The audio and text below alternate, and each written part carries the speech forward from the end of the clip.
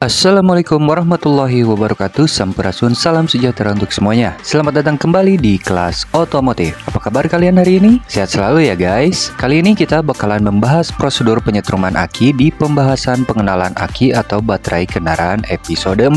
Kalau begitu mari kita langsung gaskan saja.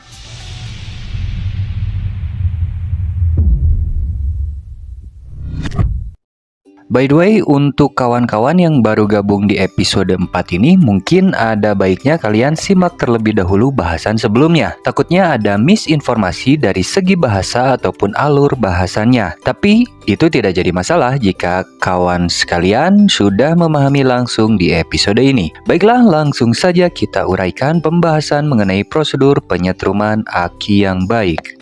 Bahasan yang pertama adalah persiapan sebelum pengisian baterai. Langkah awal adalah membuka tutup sel akinya. Hal ini dimaksudkan untuk mengeluarkan gas yang akan dihasilkan selama proses pengisian baterai atau penyetruman aki ini. Akan tetapi untuk baterai jenis VRLA tipe kering maupun basah tidak diperlukan untuk membuka segel tutup selnya, dikarenakan gas yang timbul akan diserap di dalam baterainya. Oke, fix ya. Mari kita lanjut ke tahap berikutnya, yaitu pemeriksaan tinggi permukaan elektrolit. Penyetruman aki yang dilakukan dalam posisi elektrolit yang kurang ini hanya akan menurunkan fungsi kerja aki nantinya. Jadi jika elektrolit di dalam selnya kurang, maka harus ditambahkan terlebih dahulu sampai batas upper. Nah, untuk aki jenis VRLA tidak diperlukan penambahan air aki, dikarenakan memang kita tidak bisa memantau atau melihat isi dari tiap selnya. Langkah selanjutnya yaitu persiapan dan pemeriksaan charger aki. Kita ingatkan kembali bahwa charger aki harus disesuaikan dengan peruntukannya. Dikarenakan di pasar umum itu kalian akan menemui jenis charger khusus aki sepeda motor, khusus aki mobil, dan juga ada yang universal, di mana jenis universal ini bisa disetting untuk pengisian aki sepeda motor ataupun aki mobil. Jadi pastikan kesesuaian charger akinya dengan aki yang akan kita charging termasuk kondisi dari charger akinya tersebut. Next,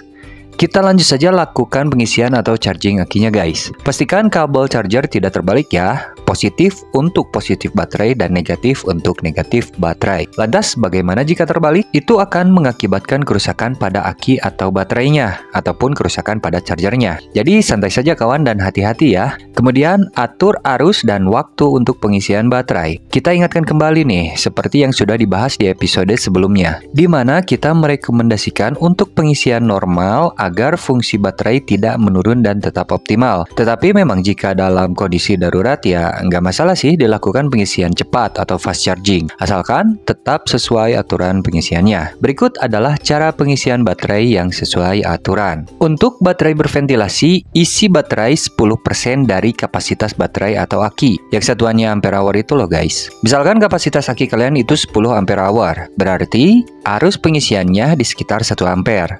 Atau bisa diartikan arus penyetruman adalah kapasitas baterai dikali 1/10. Nah, untuk waktu penyetrumannya disesuaikan dengan berat jenis baterai yang diukur. Untuk cara pemeriksaan berat jenis, kalian bisa lihat di video yang ini ya guys. Untuk baterai jenis VRLA, waktu dan arus penyetruman pada umumnya tertera di kotak baterainya. Oke, setelah di-charge, langkah selanjutnya adalah pemeriksaan hasil pengisian baterainya. Berikut kami informasikan. Untuk baterai atau aki jenis VRLA dinyatakan telah sepenuhnya terisi jika 3 dari 4 kondisi berikut terpenuhi. Yang pertama, waktu penyetruman atau pengisian aki sudah terpenuhi sesuai aturan tadi. Yang kedua, tegangan aki minimal 12,4 volt untuk aki yang sudah beberapa lama dipakai, dan untuk yang baru akan memiliki tegangan hingga kurang lebih di angka 13,2 volt, dan untuk aki mobil harusnya lebih dari itu. Juga voltase tersebut akan tetap dengan durasi minimal 1 jam. Yang ketiga adalah berat jenis elektrolit tiap sel mencapai 1270 di suhu 20 derajat Celcius dan akan tetap selama minimal 1 jam. Dan yang terakhir adalah ketika aki terisi penuh maka akan menghasilkan gas aktif yang dihasilkan di setiap selnya. Catatan selain dari itu adalah ketika selesai dilakukan pengisian, kalian menemukan kondisi elektrolit di selnya berkurang, maka langsung saja tambahkan elektrolitnya. Oke, kita kasih bonus nih informasi. Perhatikan secara seksama ya. Berikut adalah hal-hal penting yang harus diperhatikan ketika kalian melakukan pengisian aki. Yang pertama adalah kalian harus berhati-hati terhadap peningkatan suhu elektrolit atau air akinya selama proses pengisian. Hal ini akan mengakibatkan penurunan kinerja baterai kalian. Lantas, apa yang harus dilakukan jika terjadi hal seperti itu? Solusinya adalah hentikan penyetruman akinya dan tunggu sampai suhunya turun terlebih dahulu. Atau kalian bisa charge dengan arus pengisian yang lebih rendah. Yang kedua, jauhkan api dari area penyetruman aki dan pastikan kalian melakukan pengisian aki di area yang berventilasi baik karena gas dari proses penyetruman aki tersebut dapat memicu ledakan dan terbakar jika tersentuh aura-aura api. Yang ketiga, hindari semua hal yang mengakibatkan overcharging, terutama jika kalian melakukan pengisian cepat atau fast charging. Dan yang terakhir adalah hindari penyetruman yang dilakukan secara paralel walaupun kapasitas akinya sama. Oke, jadi seperti itu ya guys. Akhirnya kita sudah menyelesaikan part per part pembahasan pengenalan baterai ini. Semoga apa yang kita informasikan dapat bermanfaat dan mudah untuk dipahami. Selebihnya jika ada pertanyaan silahkan ditulis saja di kolom komentar. Kita usahakan untuk dibalas satu persatu dan mohon maaf jika telat balas ataupun slow respon. Tapi pasti kita akan balas,